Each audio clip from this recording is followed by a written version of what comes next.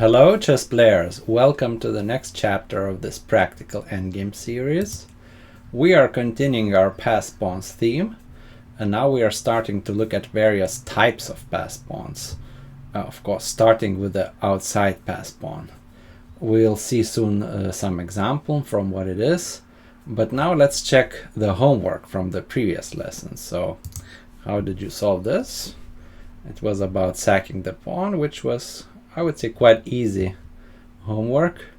Here we could maneuver the king around, waiting for the right moment to sack the pawn, but actually I even checked with engine, even sacking immediately works. So king takes e6, and we could even maneuver like this, go for triangulation, but even this move wins, surprisingly, because we can sacrifice like this.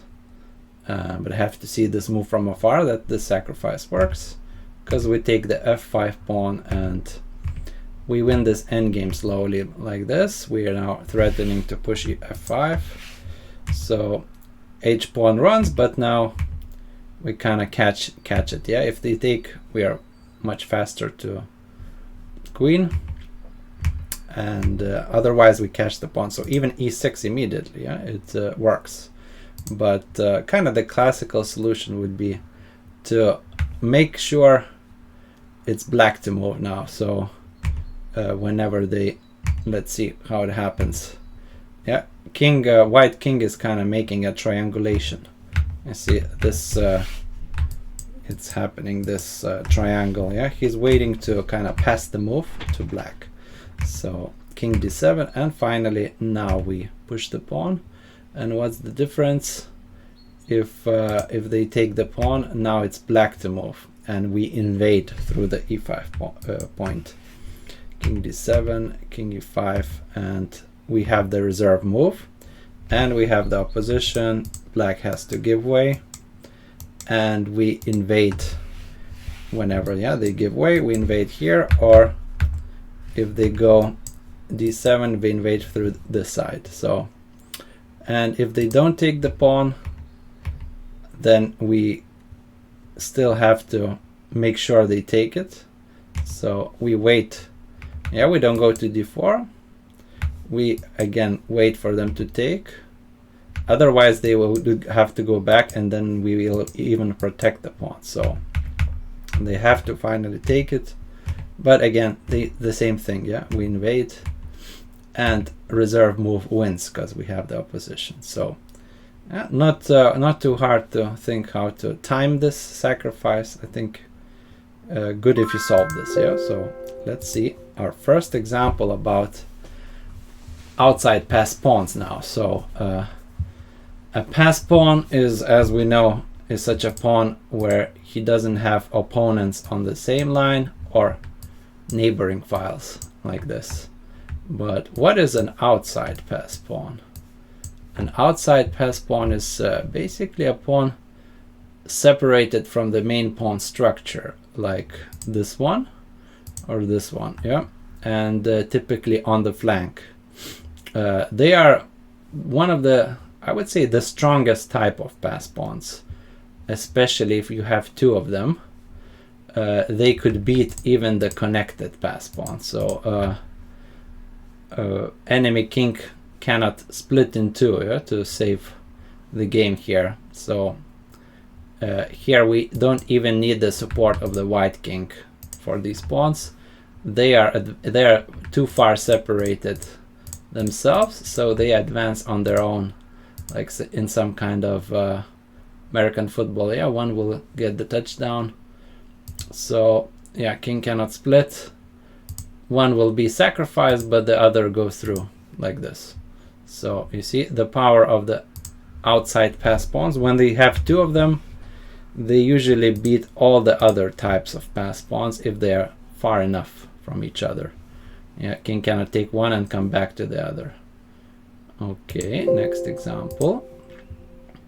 Here we have a classical outside pass pawn in the king and pawn endgame, and we use it as a bait to distract the black king who has to stay in this square. Yeah, the square is not here. Square is, we're pointing, yeah, through the diagonal, coming back. There's the corners of the square. Black king has always to be in the square, and we distract him. Best move is probably king e4. a5 is also winning, but black could maybe use his final practical trick, this one, but white wins like this. Again, we created two outside pass pawns. They cannot be stopped. They're too far away from each other. g4, he could try, yeah, the breakthrough. This is winning. Pawns go through. Also a7. Here's a nice trick to kind of queen with check. f7 looks like black is also queening, but we're queening first with checks. Nice, and winning. So, well, not to allow this f5 trick, you can just go with the king to e4. King has to come back, otherwise we're just invading and taking all the pawns. And now we use the pawn, the outside pass pawn, as a bait, as a distraction. And king, now the square has become smaller. King has to come back to stop the pawn, and now we go and eat all the pawns on the king side. So that's the typical way you win in the pawn endgames.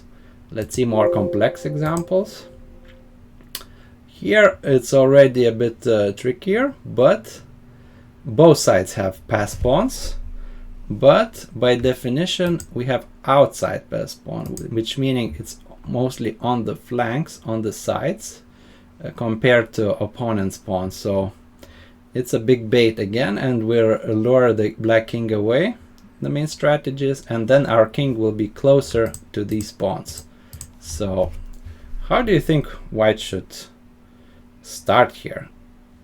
Pause the video and think of a plan how we should start. I think the first good thing is always to bring the king up. Yeah, we don't need to push the pawn yet. If you push, you might even lose it, yeah, like this. So just bring the king first, try to block this pawn, and then we'll use our own pass pawn, outside pass pawn, as a bait. So king e4 is a tricky move.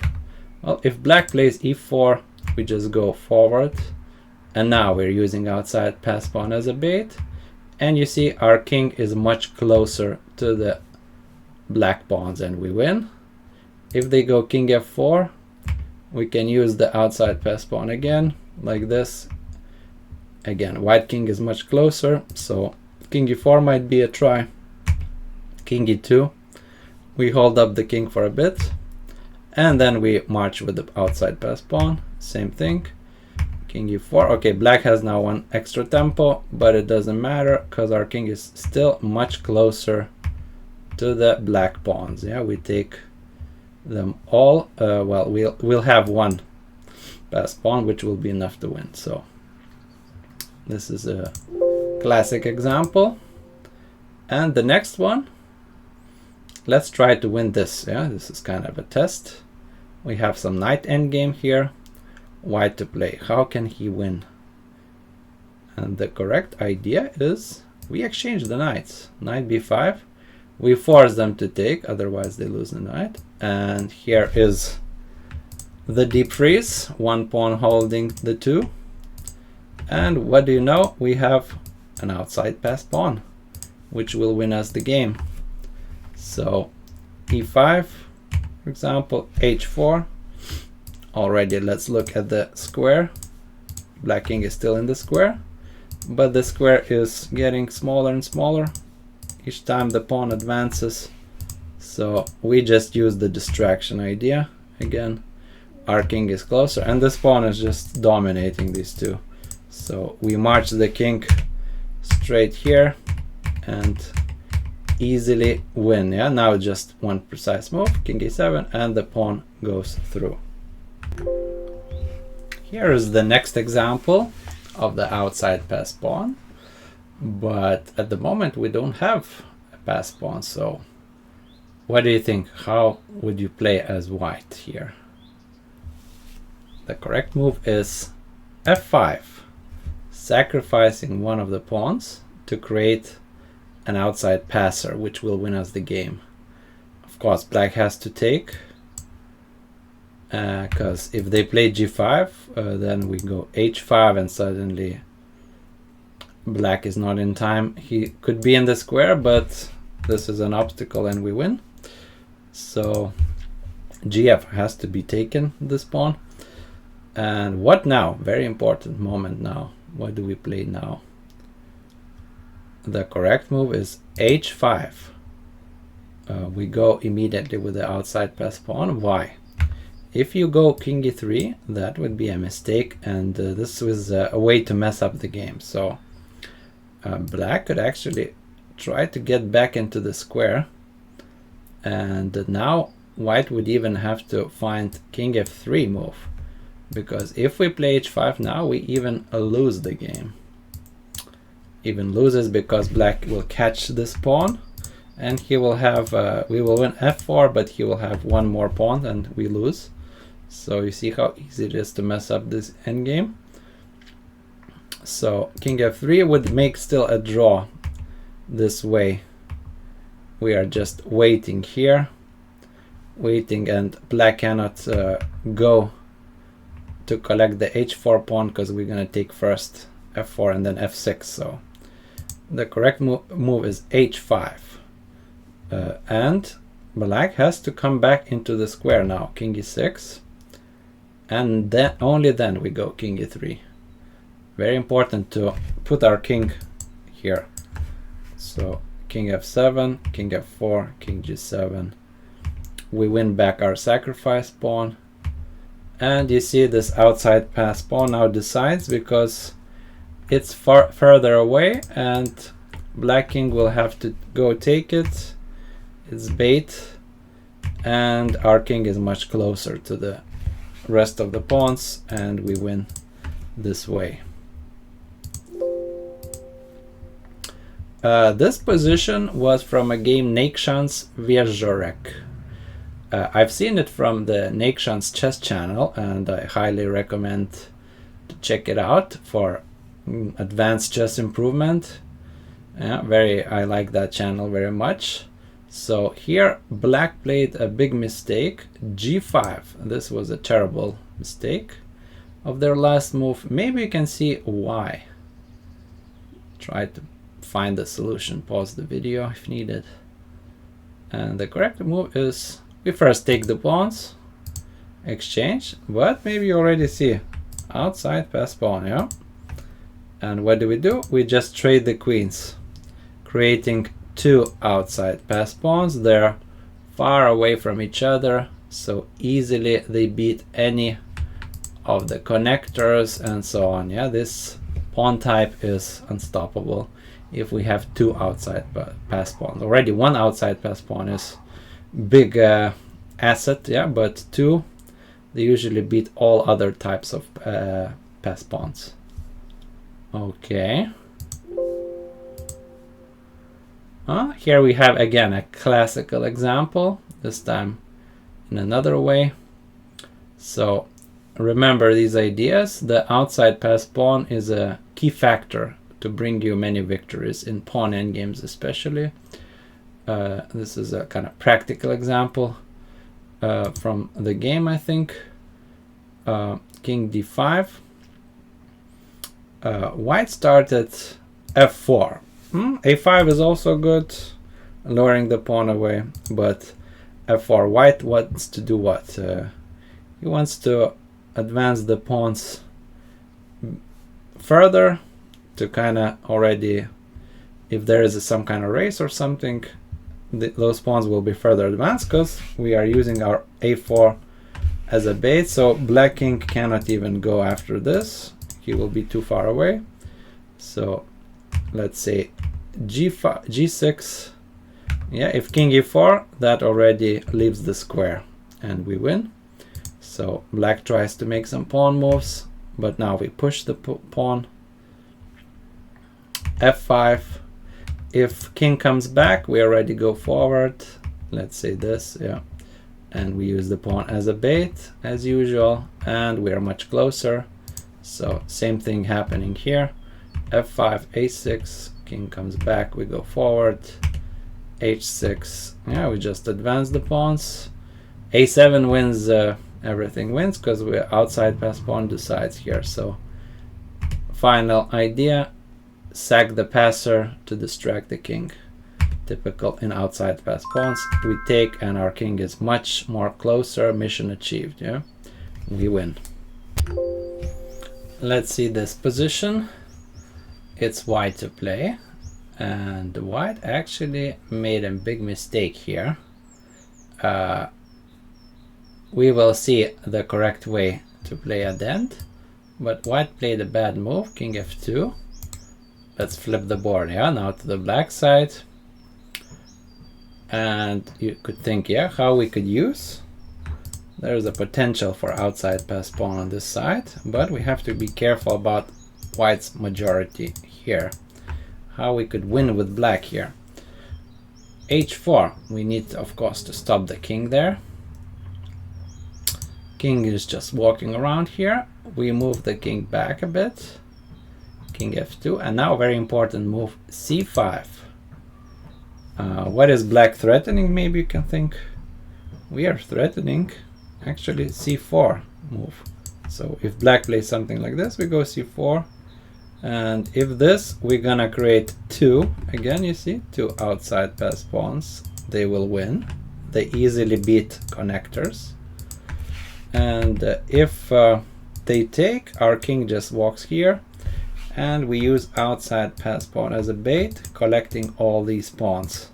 So very tricky move c5, and also c5 is kind of forcing white to play c4 then. And what happened?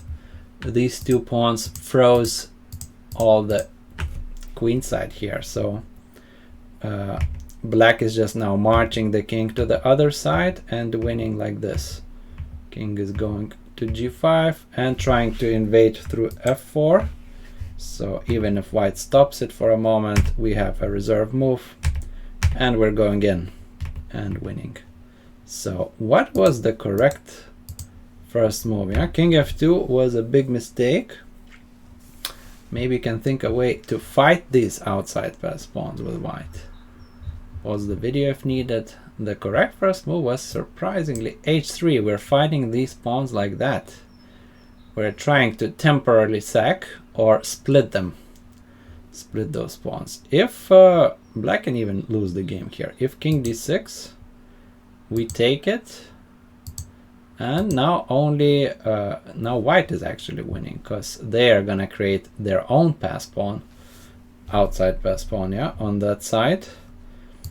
If the black takes the pawn, then we are going after it. And now very important, don't allow the c5 move again, just go b4 and it should be a draw.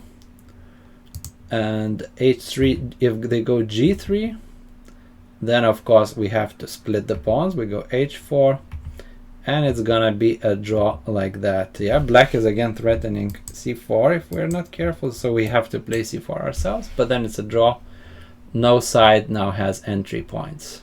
So I thought this was a kind of interesting example how the fight dynamics against the outside pawn happens, outside pass pawn.